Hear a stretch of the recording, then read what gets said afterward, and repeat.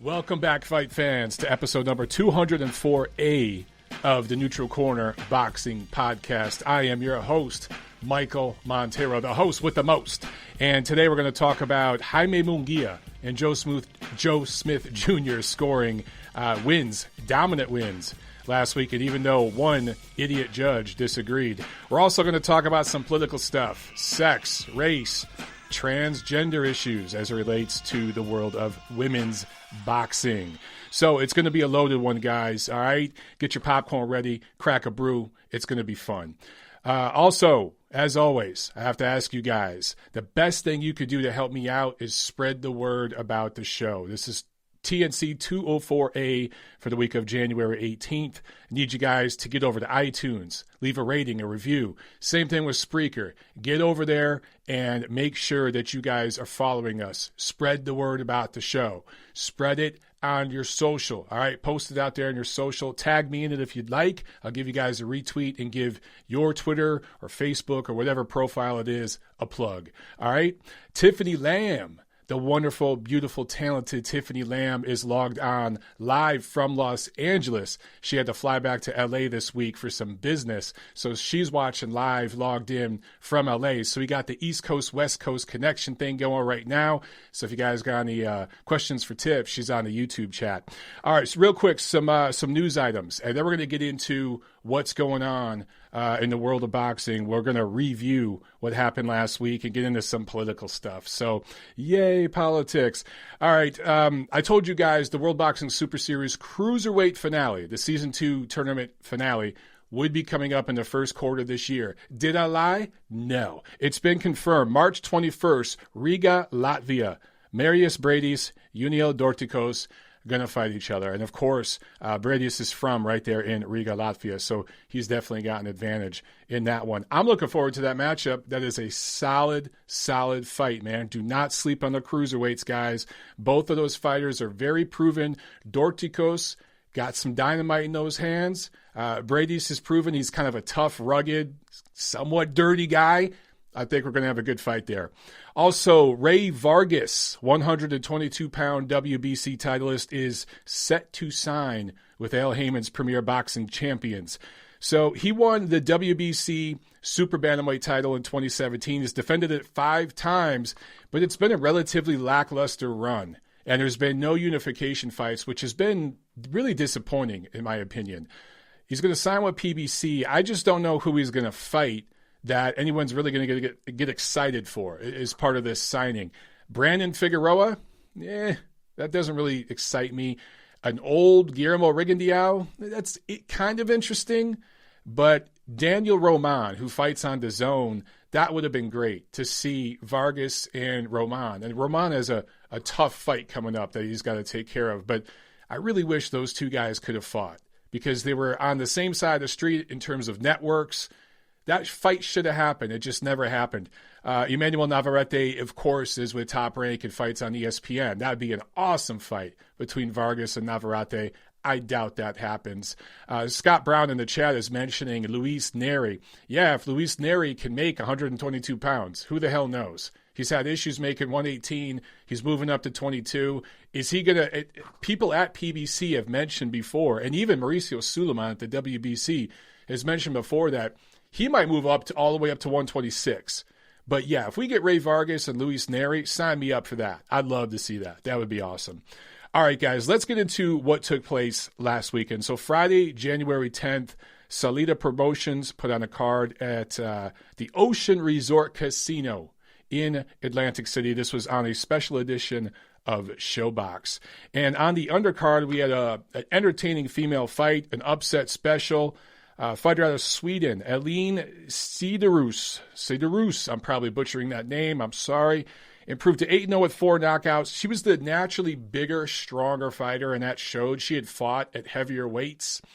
And she scores a unanimous decision win over Alicia Napoleon Espinoza, who was moving up in weight, I think. I think even though she had titles, because I think these were for 2 super middleweight titles, 2 of the super middleweight titles that Claressa Shields vacated, because that's where she started her title run.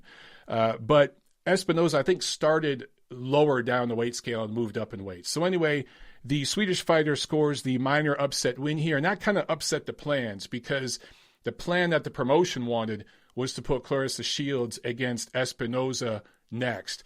That ain't going to happen now. In fact, you're very likely going to get a rematch of these two, the Swedish fighter and the American fighter. So a good quality female fight there. And then Jaron Ennis improved to 25-0, 23 knockouts with a TKO-4 win over Bakhtiar Iyubov. And these, of course, were welterweights, but it looked like a welterweight against a featherweight in there. The size difference was massive. So I tweeted about this. It really didn't prove a lot. This fight really didn't prove a lot at all for Ennis. We didn't see anything in this fight that we didn't already know about him, right? But he got some exposure. Azier is saying bad stoppage. The stoppage was a bit premature, but I didn't mind it. Iyubov was just in there taking a one-sided beating. There is no point for this fight to continue. There is honestly no point for the fight to ever be made. So Iyubov is now 0-2-1 in his last 3. So again, good performance from Ennis. He did what he was supposed to do. He dominated every second of this fight.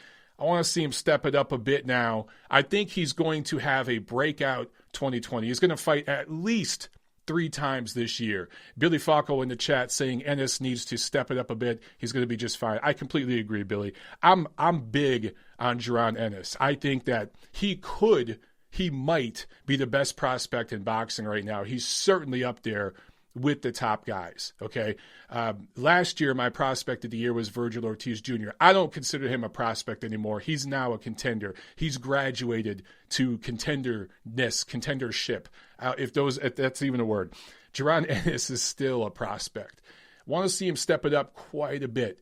But he'll get there. He's going to have a good year. So let's talk about the main event. Claressa Shields scores a unanimous decision over Ivana Habazin. That's exactly what this fight was designed to be. Nobody was surprised there. Wins 2 vacant 154 or junior middleweight titles, and actually scored her first career knockdown in this fight. I want to say it's the second round, maybe the 4th round. She dropped Habazin, and she was excited. You could see it was almost like when Paulie Malignaggi occasionally scored a knockdown. He'd just jump up and down. Holy shit, I dropped him. That's kind of the reaction you saw from Claressa Shields. Let's talk about Habazin. These two had a history because earlier this year, Claressa Shields' brother beat the shit out of Habazin's elderly trainer, who's still having medical issues because of that. Somehow, some way, Claressa Shields went on social media after that assault, that violent assault that played out in front of media members, the very few media members who were actually there for that weigh-in, for when their original fight was scheduled to happen. She goes on social media and says, this fight should still happen. Habazin didn't even have to make weight, it's just a bizarre kind of ranting video. I don't know if it was Snapchat or Instagram, whatever it was. It was not the first time Claressa Shields had done something like that. And won't be the last time, I don't think. So that really, really bothered a lot of people. I didn't give a shit. I really couldn't care either way. But there are a lot of fans out there that were really turned off by this. You would think with all the buildup and history these two fighters had, that this fight would have done Claressa Shields' best rating. Not so.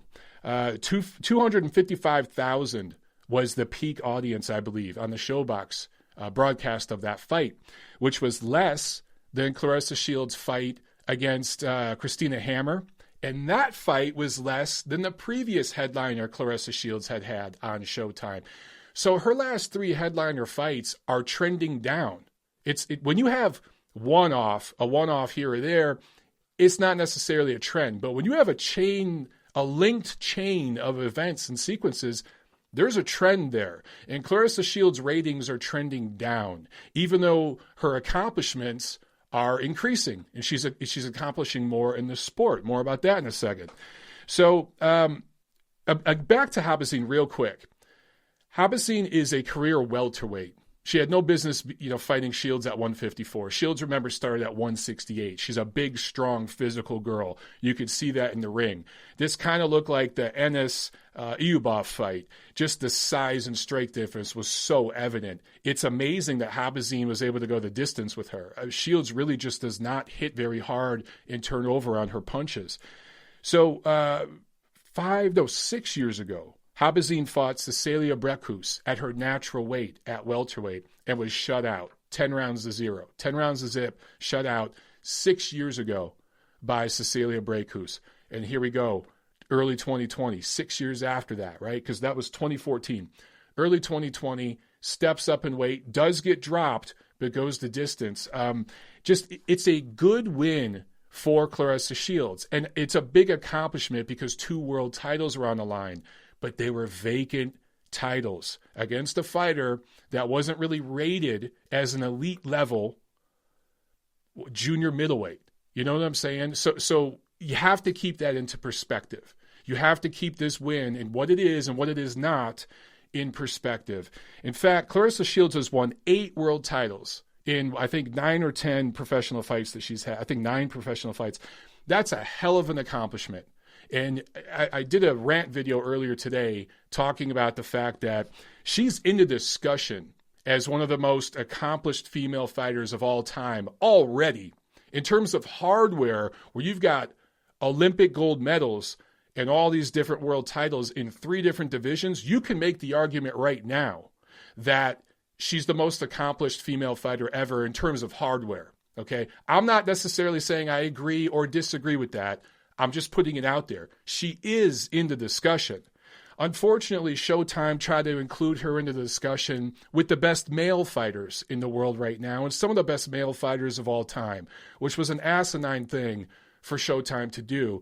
And it's counterproductive to what they're trying to accomplish with Claressa Shields. They posted a graphic where they had the quickest, the champions that got titles in 3 different divisions in the least amount of fights. And at the very top of them was Claressa Shields, very top of the list, okay? Very, very disingenuous, deceiving graphic because she's above Vacant Lomachenko, which is ridiculous. And this isn't to take anything away from Claressa Shields, but my argument is, why not compare her to the other female fighters in the world? Why not compare her to Brækhus, to Katie Taylor, to Michaela Mayer, and all these other female fighters that are coming up the ranks? Senicia Estrada, right? Or the greatest female fighters from before, like Mia St. John, Ann Wolfe, Layla Ali, all these other former greats, Christy Martin, right? Let's compare Claressa Shields to them, because those are her true peers. I get it. Boxing's boxing, but we don't compare the best female tennis players to the best male tennis players. We don't compare the best female golfers to the best male golfers. We don't do that in volleyball, figure skating. There's a million other sports I could bring up. Swimming. We don't do that. But for some reason, the powers that be in boxing, specifically, not only, but specifically, mostly with Claressa Shields, there's this need and this media push. There's this agenda to constantly push her and compare her to her male counterparts, which is stupid. It's just stupid. It's never going to work. It works for a very small, very vocally loud minority of people, okay? The activist types, the woke types in the media. They do not represent the majority of opinion, and they don't represent the majority of the marketplace. The bottom line is this.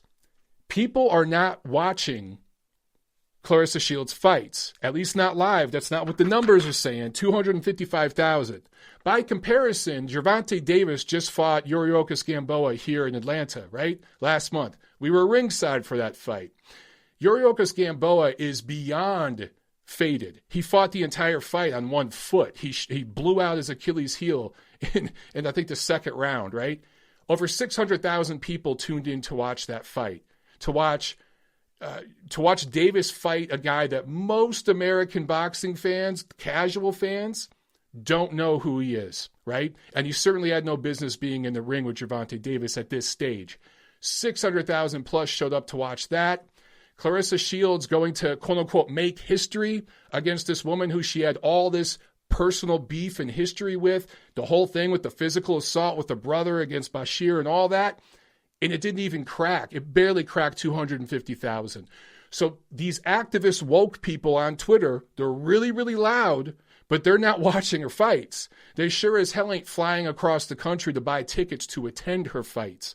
These people who are the loudest on social media, they're often the quietest when it comes time to put their money where their mouth is. Funny how that shit works, right?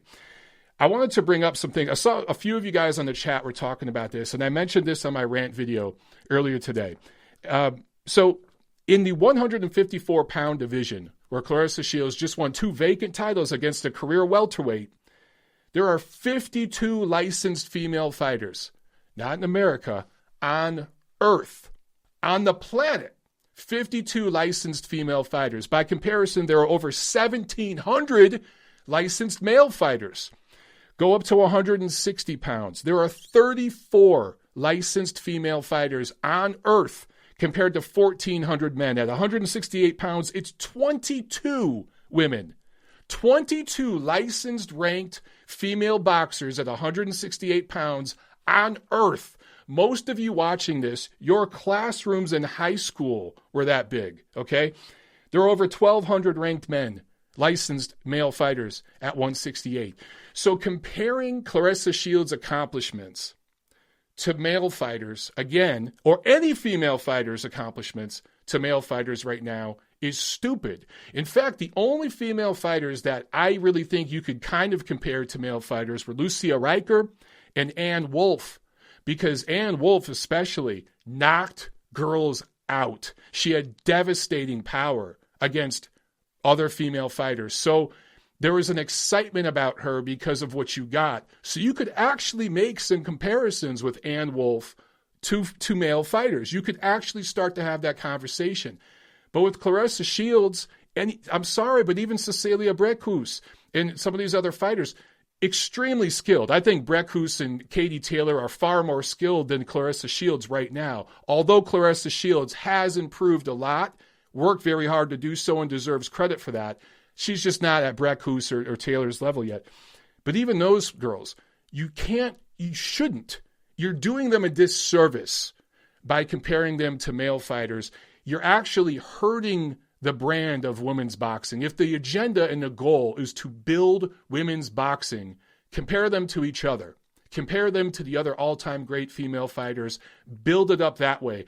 That's what they do in tennis. It's what they do in volleyball and swimming and figure skating, soccer, all those other sports. Not that there aren't some political genders things happening in those other sports in the media. It is part of an overall media agenda that we have right now. But again, that represents the minority of people in media. You know what I'm saying? Now, I've seen some people trying to say, well, a couple of Vasily Lomachenko's titles were vacant. Well, again, you're comparing apples to oranges. And people that know better, particularly if you're a credentialed media member, you write for a reputable platform, or you represent a promotional company, or you work at a network, a platform that broadcasts boxing, you shouldn't be saying stuff like that because it's disingenuous. The WBO title that was vacant at featherweight that Lomachenko fought for, that was against Gary Russell Jr., the guy who's the best featherweight in the world right now, years after Lomachenko beat him. That title was only vacant because Orlando Salido was stripped of the WBO title that he won, which I think was vacant, when he fought Lomachenko in only his second pro fight. He got stripped because of issues going on. So, and Loma wanted the rematch, but Salido knew he was going to get knocked out and embarrassed, and he wanted to be able to hang on to that thing, that badge of honor that he can say, I beat Loma, and no one else has. I get it. Turned down a career-high payday to avoid that rematch.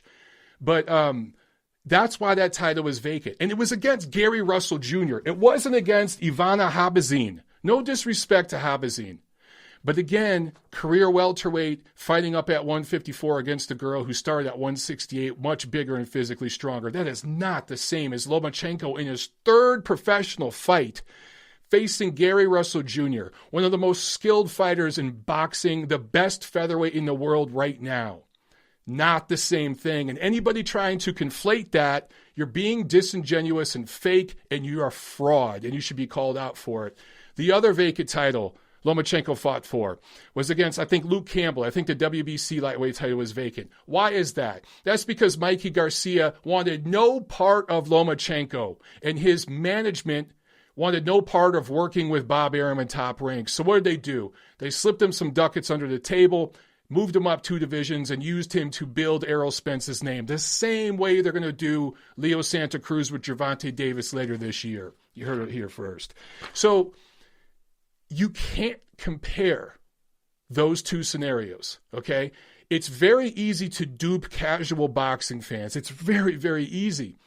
But people that actually know what they're talking about, nuanced, educated, diehard fight fans, are not going to fall for that stuff, okay? So all I'm trying to do is speak truth about this. Unfortunately, the world that we live in now, those really, really vocal people that I talk about on Twitter, that I call them heroes, the heroes on Twitter, right? The woke brigade.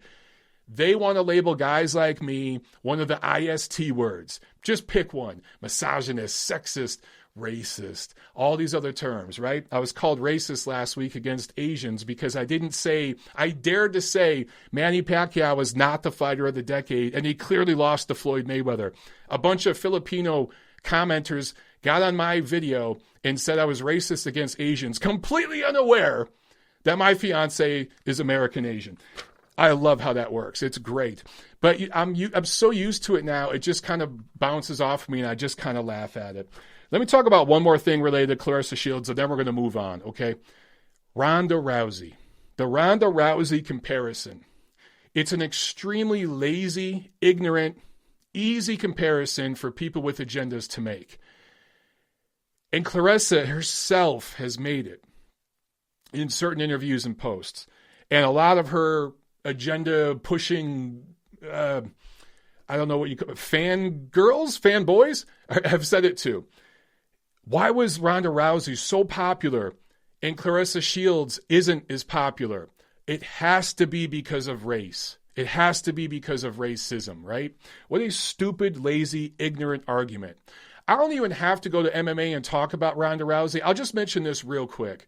Ronda Rousey, she didn't knock girls out, but she submitted girls. She stopped girls. Her fights didn't go the distance. She was exciting. She had an engaging, endearing, dynamic personality that brought people in. It wasn't polarizing. Now, she became polarizing. Once she started to read her press clippings a little bit too much and became a media machine. Once she won the ESPN ESPY Awards, and then she was just a tool for the media and academia and the coastal elites to use to shove agendas down people's throats, then she did become polarized. Before that, during her rise and her buildup, she was open and endearing and fought in an exciting style. And I could continue. There's a million reasons why she became so popular. Demographics do play a role. Demographics play a role in all sports marketing, all forms of entertainment. And yes, they did play a role with Ronda Rousey. But people often mistake race for racism. Race can be involved, and it doesn't have to mean racism. We can just keep this to boxing. And let's just talk about someone named Laila Ali.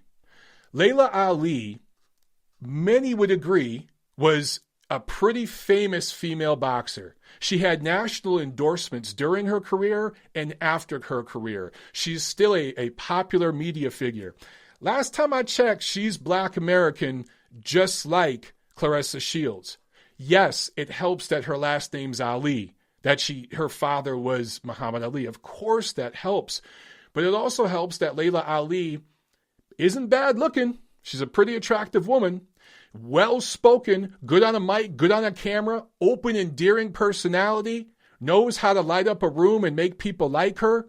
So it was a natural that she was going to get Subway commercials and these Maybelline or whatever, CoverGirl, whatever makeup commercials she was doing, and getting all these TV show appearances and stuff like that because of all the other factors I mentioned. Claressa Shields could have that and then some. The media has tried. She's had all sorts of vignettes and stories about her on several different networks, even networks that don't show boxing.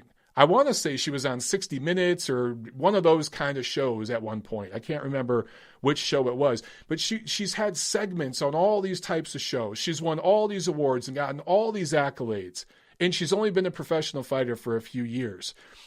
Yet her ratings are going down, okay? It's not because of her gender.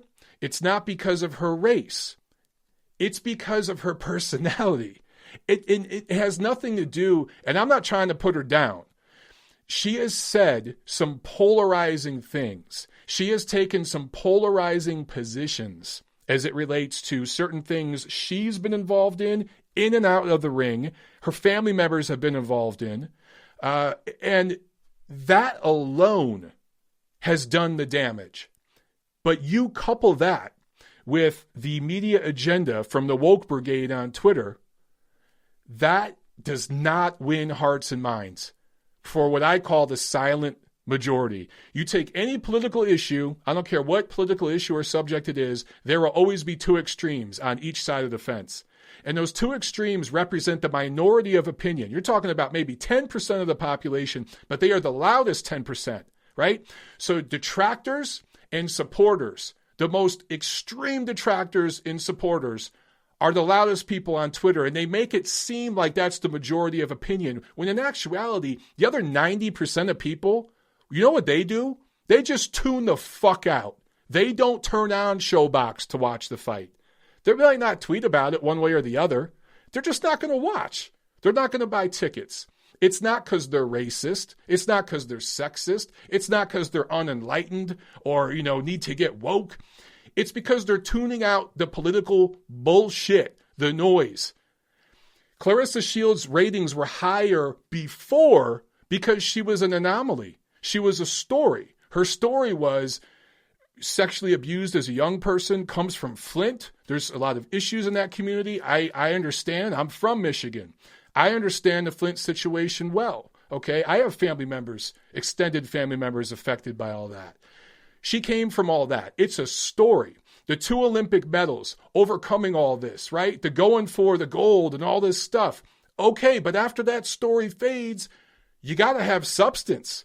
You got to build on that because everyone's heard the story now. Everyone knows. Everyone knows her story. They know about Flint. They know about the sexual abuse. They know about the bullying. They know about the Olympic medals and the world titles. Now what? You haven't built a brand. The story that you built, that you started with, which was awesome, that's not enough to keep people on board. You got to be exciting in the ring. You got to be engaging with your fans outside the ring, okay? You can't be a polarizing person that divides people and blames everyone else for why you're not succeeding. That's what's happened with Claressa Shields. All right, let's move the hell on. I can't wait for the blowback I'm going to get for that one. Holy shit. Saturday, January 11th, Top Rank on ESPN at the Hard Rock in AC. Joe Smith Jr. scores a majority decision. Should have been unanimous. Against Jesse Hart, this, of course, was a light heavyweight fight. He dropped him in the 7th round. Somehow, Judge James Kinney had Hart up, winning the fight, 95-94, which with the knockdown means 6-4 for Hart. Now, I've looked into James Kinney a little bit. This was probably the highest profile fight he's scored, at least that I could see. I have no idea what the hell this man was watching. No idea, because this was not a difficult fight to score.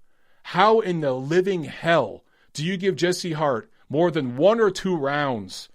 Even if your last name is Hart and you're from Philadelphia, you can't give Hart more than 1 or 2 rounds in that fight.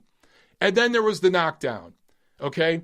It was all he could do to stay on his feet in the last couple rounds. He was doing nothing but backing up in survival mode. Smith fought a very good fight. I was surprised. I favored Hart. I knew it'd be competitive and close. I figured it'd go the distance. But I slightly favored Jesse Hart just because he's looked better recently. He looked like dog shit in this fight. And I think Smith's underrated athleticism and strength and power bothered Hart, clearly bothered him. And something, I don't know if he caught a shot or something early in that fight, and it changed his viewpoint. He said, oh shit, I'm laying back and playing safe. But somehow this judge scored the fight for Hart. Now, in the end, it doesn't matter. We have our first shit decision of first shit scorecard of 2020, not decision, because Smith won.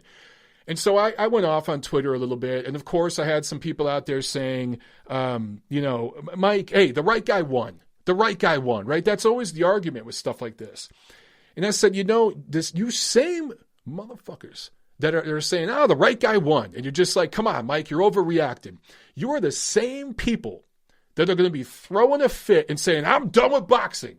5 years from now, 10 years from now, when this guy pulls an Adelaide Bird in the next generation's Canelo Golovkin. Because it'll happen. This dude is going to screw somebody out of millions of dollars, screw a family out of millions of dollars, and rewrite the history of boxing for a year or so, the way things play out, when he finally works his way up to a huge fight and screws somebody. Because you can't mess up a fight that was this easy to score. You can't be this bad at your job and not do this again. He will do this again. Timestamp this video. So all of you out there saying, it's no big deal, the right guy won. Relax, you're over-exaggerating. This is the dude that's going to screw somebody over years from now. Mark it. How do you think this happened with Adelaide Bird? There were decisions like this early on in her career, and it became part of a pattern. And people will defend Adelaide and say, she gets it right most of the time. Well, look, if you had to get surgery, if you had to get open heart surgery, would you want to go to a surgeon that gets it right most of the time? Or would you want to go to the best damn surgeon in the world? Would you not want to pay double to go to the guy who's never gotten it wrong, okay? Or gotten it right 99.999% of the time? That's who I'm going to. I'm not going to the surgeon. 25% off. I get it right most of the time. Hey, we'll do your surgery in an hour or your pizza's free. I'm not going to that guy. I'm telling you right now, some of you dudes out there are going to be the same ones bitching and saying you're done with boxing when this guy fucks somebody. And I'm going to slap you in the fucking face when you do. Because right now, this is when you should be mad. If you're in New Jersey, that's the commission this fight was held in. Email the commission. They have a website. There's an email. Take 5 minutes of your time, do a little bit of work, Google it, email these people. Let them know how you feel before this guy shoves his dick up someone's ass in a few years and screws a career. Adelaide Bird, what she did to Gennady Golovkin a few years ago, right? With that first Canelo fight. If she wasn't there that night and a competent judge was and properly scored the fight for Golovkin, and he would have won only by majority decision, which still would have been a travesty. But if he gets that decision, majority decision, it doesn't matter if he loses the rematch. It rewrites boxing history. Here we are a couple years after that terrible decision from Bird. Canelo Alvarez is in the discussion for Fighter of the Decade, 2010 to 2019. He wasn't my choice, but he's in the discussion. Canelo Alvarez was winning Fighter of the Year awards. He wasn't my Fighter of the Year, but several publications had him as Fighter of the Year. Several publications have him as pound for pound number one in the sport. None of that happens without Adelaide Bird, okay? We'd be having a different discussion about Gennady Golovkin and Canelo Alvarez right now. So this shit matters. And if you're not mad, you need to get mad. Moving on. Golden Boy Promotions on the zone from the Alamo Dome in San Antonio. Jaime Munguia scores a TKO 11 win over Gary Spike O'Sullivan in his middleweight debut. No surprise there. Nobody thought that this was even going to be, well, some of you thought it was going to be competitive. I don't know how or why. So Munguia improves to 35-0. The ref took a point for Munguia in the 6th round for a low blow. Spike was dropped in the 11th before ultimately the fight was stopped. Let me state for the record, I like Gary Spike O'Sullivan. He gives 100% every single time. That dude will give you everything he's got. But he has stepped up multiple times, and he is who he is. He lost to a prospect version of Billy Joe Saunders. He lost to Chris Eubank. He lost badly to David Lemieux. And I tweeted about that, and I'm not trying to make triangle theories, but there are levels to this. And you saw, it didn't matter if Lemieux caught Spike cold early in that fight, which he did, and he knocked him out. Even if that fight went to distance, Lemieux was going to dominate, and then Golovkin dominated him. The point of my tweet, which I think most of you got, but some people out there took issue with, the point of that tweet is that there's levels to this game. And Gary Spike O'Sullivan is at a certain level. Nothing wrong with that. But he is who he is. All right. Munguia's best win. Let's talk about him for a second. His best win is probably Liam Smith. And I know his big knockout win over Saddam Ali was the really breakout performance for him that got him on a lot of people's minds. But Saddam Ali is really a welterweight who is lucky to fight a completely shot Miguel Cotto to get his title. Munguia and his people saw, they know what they had and jumped right in there. Last second replacement and all that. Perfect situation. Okay. I still look at Munguia as a prospect. He had a title at 154. This is the era of prospects with titles. I don't look at Munguia as an elite level top fighter right now. That's not no disrespect to him. And I think some people took my tweets and everything as me dissing Munguia and being hard on him. I wasn't trying to do that. But there are a lot of people out there that talk about Munguia like he's an elite level top fighter right now. He's not. He's a prospect. He's still developing, okay? So you just need to pump the brakes on Jaime Munguia because he'll be competitive because of his style and he'll be entertaining as hell against anybody. But right now I'd have to favor Charlo, Andrade, even this old version of Golovkin, Canelo, obviously. I'd have to favor all those guys to beat Munguia at this point. He's just not ready for that level of opposition. I remember a few years back when they were possibly considering Munguia as a last-second replacement for Golovkin. Ultimately, they went with Vanes Martirosyan. If they had picked Munguia, we would be having a much different conversation about Jaime Munguia right now. Right? So the way boxing history formulates and comes together, it's just so interesting the way this stuff works out. People just need to pump the brakes. Also on this card, undefeated prospects stayed perfect. Hector Tanahara Jr., a lightweight out of San Antonio, won. Travel Mazion, 154-pound fighter out of Austin, both got W's. Mazion with a beautiful, devastating body shot, perfectly placed. It was awesome. Let's talk about this female fight, because we got some more wokeness to discuss. Okay, Alejandra Jimenez scores a split decision win over Franchon Cruz Dezern, wins the other two super middleweight titles that I talked about. So there's 4 titles, right? And the Swedish fighter Aline Sidirus won 2 of the titles. Friday night, Jimenez won the other 2 Saturday night. So the 4 titles that Claressa dumped now belong to these 2 fighters. Okay, so Cruz Dezern had the titles coming in, and Jimenez took the titles off of her. This fight, it was kind of a freak show. And I don't mean it as any form of disrespect. I just mean some of the things that happened during the fight. It was almost similar in some ways to the Jacobs Chavez Jr. fight recently, where there were just all kinds of crazy shit took place. And it's just, boxing is such a theater of the unexpected. But Cruz was wearing a weave, and at one point her weave just blew off. It was like an episode of Jerry Springer. I got the weave. Her weave flew off. And in between rounds in the corner, they were trying to put it on and taking it off, her corner people. And one of the dudes was just like, do you want the weave or not? You know, at some point. I've just never seen that. I've never seen that shit in a boxing fight. Jimenez, who is from Mexico, this was her first bout in the USA, spoke after the fight, obviously in a post-fight interview. And her appearance and voice was kind of shocking.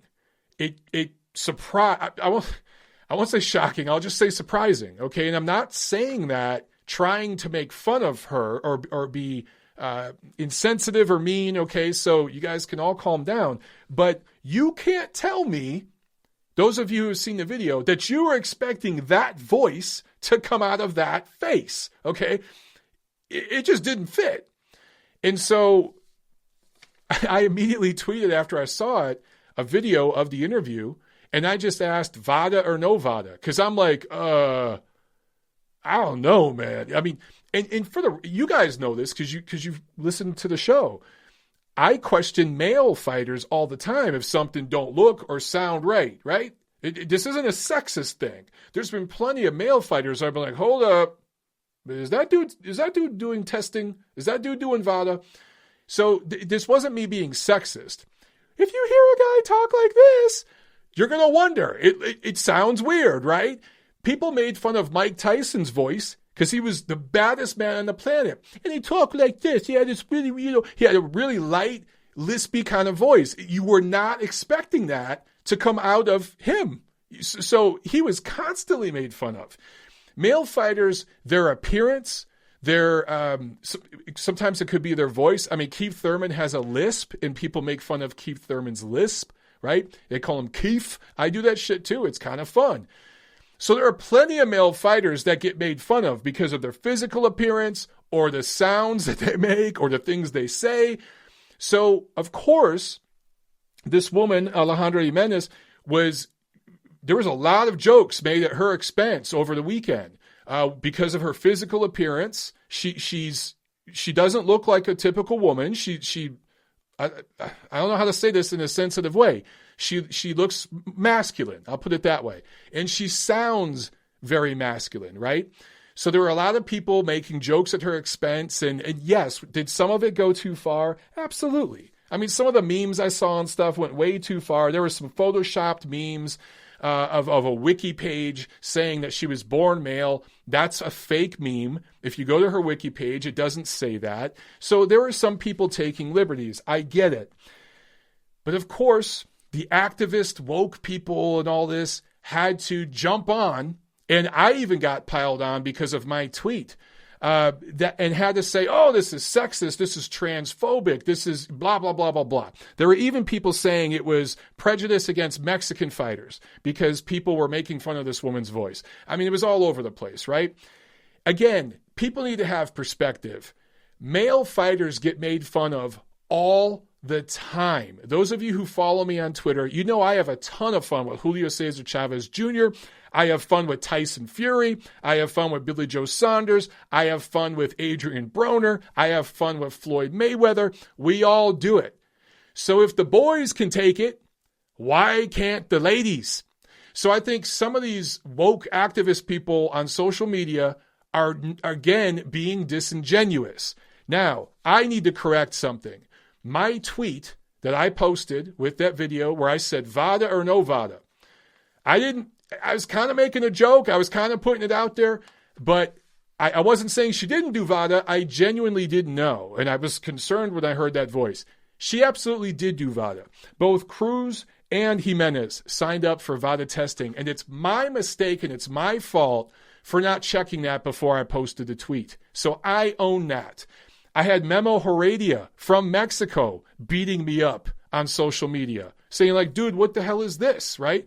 And I had an exchange with him, and I told him, dude, I corrected it. And I showed him the tweet where I said they did VADA testing, right? Jake Donovan over at Boxing Scene, he got in my ass. David Avila, one of the most respected writers in SoCal, he got on me. Several people did. And I understand why. I get it, okay? I get it. I screwed up.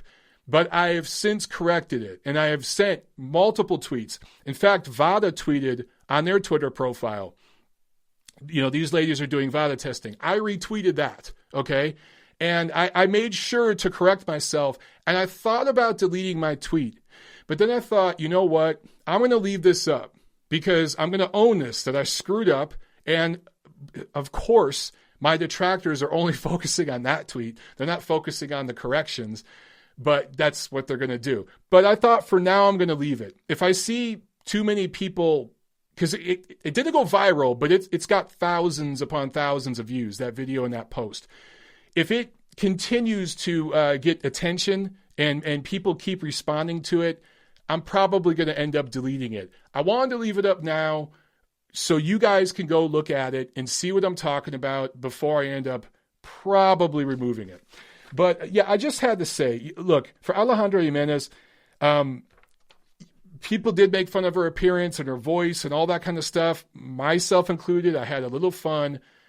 I think it's all in good fun, and it's okay if you're being consistent across the board. And you guys know I troll a lot on Twitter, and I bash the shit out of fighters and networks. How much fun have I had at ESPN and Tyson Fury's expense with this whole lineal garbage, right? I've been pounding that into the ground all year, okay? So I'm pretty fair across the board. And some of the woke brigade, some of the cult of Claressa, and now there's a cult of Alejandra, calm down, relax. It's just some good old-fashioned fun. It'll be okay. These ladies are tough ladies. They can take it. And by the way, I got to say this. Alejandra Jimenez, I saw a picture of her girlfriend. She's doing all right for herself. That's what I'm going to say. She's doing all right for herself. All right? All right, guys. Let me get to the chat here. Let me see if you guys got a few questions. We'll look at those real quick, and then we're going to bounce out. We'll be back, of course, Thursday night to preview what's coming up this weekend. All right. Come on, guys. Get these questions in here, man, or I'm going to jump off. We've been going here for about 45 minutes. DS Kennels 210 says, I know Garcia is a great trainer, but with so many fighters at his gym, what kind of guidance is a developing fighter really going to get? Better to go to a smaller gym. So I assume you're talking about, not Mikey Garcia, Robert Garcia. Why couldn't I think of his name? I assume you're talking about Robert Garcia. Yeah, there's several trainers like that, but keep in mind that when you have a gym that's that populated, it basically kind of becomes a system, right? And so the younger guys that come in actually benefit from being a part of that system because they can see the top fighters, the experienced veteran fighters, and I actually think it does them some good. If you look at Ryan Garcia, since he's got with Reynoso, I think he's improved. I think Oscar Valdez is going to improve. Just kind of getting in that system and being a part of it, I think is beneficial to those young guys. At some point, yeah, they'll want some more maybe hands-on attention, and as they move up the ratings, they'll get it. You know what I'm saying? But for young guys coming out of the amateurs and developing, I think it's a great thing to be around all that talent. Absolutely. All right. SE2934 says, Mike, what do you make of Triple G joining Snack? I love it. And guess what?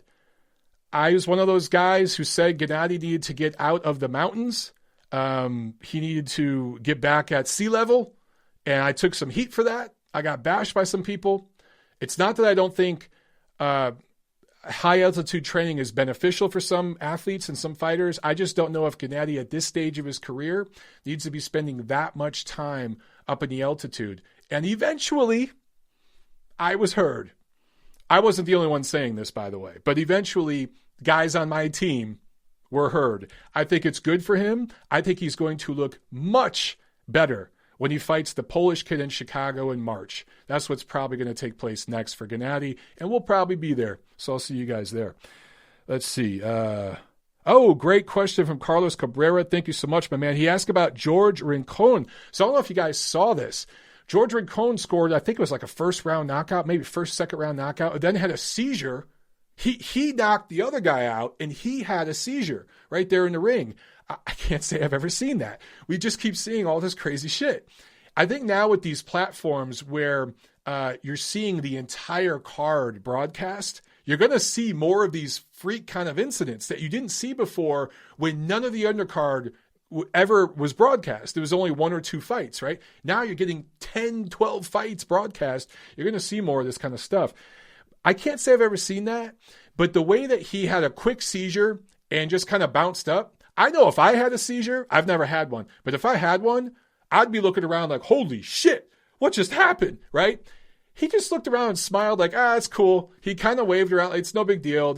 So I got the impression that this happens to him, and he must have some sort of medical condition or something was going on that he kind of knew about and his team and his corner knew about because they immediately knew how to react, which does bring up the question, how the hell did he get sanctioned to fight? Which brings me to one word, Texas.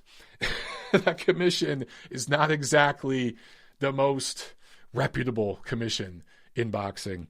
Okay. They're getting more fights, though. Getting more fights out there. Sarah says, epileptic KO artist. Yeah, pretty much.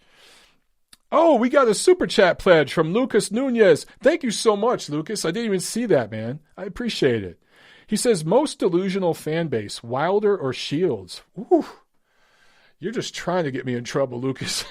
Look, there are delusional fan bases all over the place in boxing, right? Just something I talk about all the time. But clearly, I think Claressa Shields' fan base is more delusional.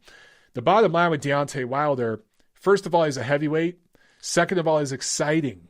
Third of all, he knocks people out, right? And he has a big fight coming up in that rematch with Tyson Fury. So the media attention that he commands, it's night and day versus what Claressa Shields does. In fact, I talked a little bit about Showtime ratings last year, right? And the highest rated regular Showtime broadcast of the year was the 1-round fight between Deontay Wilder and Dominic Breazeale. That fight wasn't even around, right? But it still did the highest peak rating of any Showtime boxing broadcast in 2019. Imagine if that fight went 5-6 rounds. More people would have tuned in. The peak numbers would have went up. So you compare that to what Claressa Shields is doing. Yeah, it's night and day. Now, there are some delusional Deontay Wilder fans. I don't think him or any of the heavyweights right now belong anywhere near a pound-for-pound list. But yes, there's delusional Deontay Wilder fans, but I think there's clearly more delusional Shields fans. And that's not a knock on Shields. It's just the reality.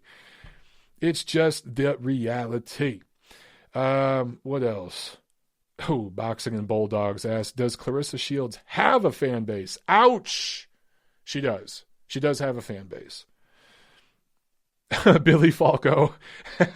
Billy Falco says, Mike, what happens when people have ragu in their pantry? Billy, those people get slapped. Those people get backhand slapped. If you got ragu, or what's the other one, prego? The prego one pisses me off even more because for those of you who don't know, prego in Italiano significa, it means you're welcome. So these pricks that are putting ketchup in a bottle and calling it tomato sauce, they're naming it you're welcome. You know what I got to say to that?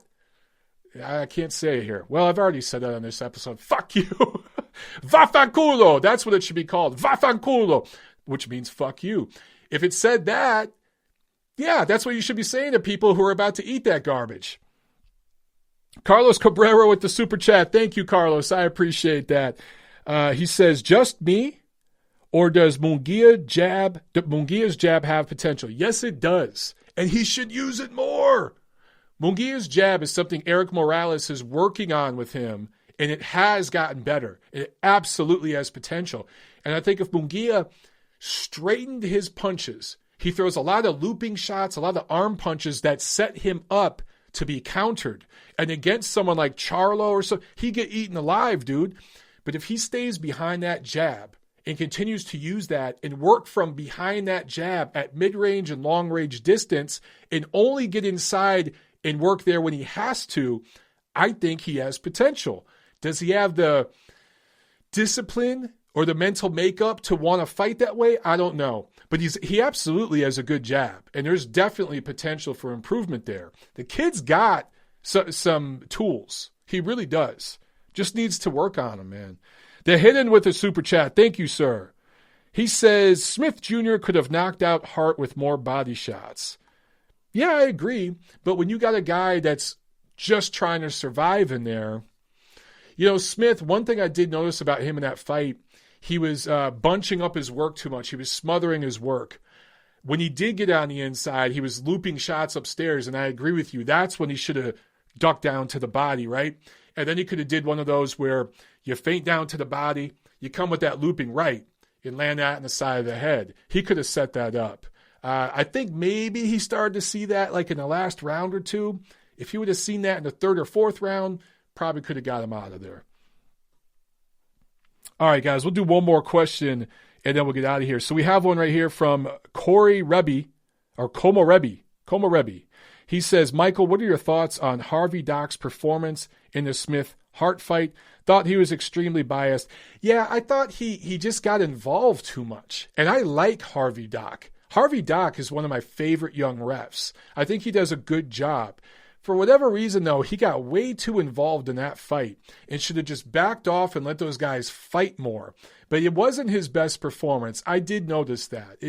And I really like Harvey Doc. I think he does a good job. He just, for whatever reason, made a decision to get a little too involved in that fight when he really didn't have to. There was nothing going on there that was egregious where he needed to jump in all the time.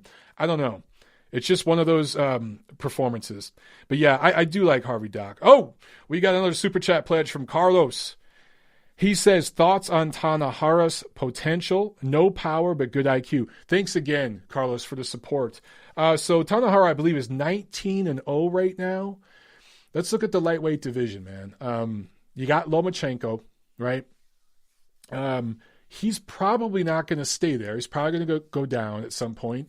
Teofimo Lopez, win, lose, or draw against Loma. He's going up to 140. You got Devin Haney, who also fights on DAZN, right? He's there at 35.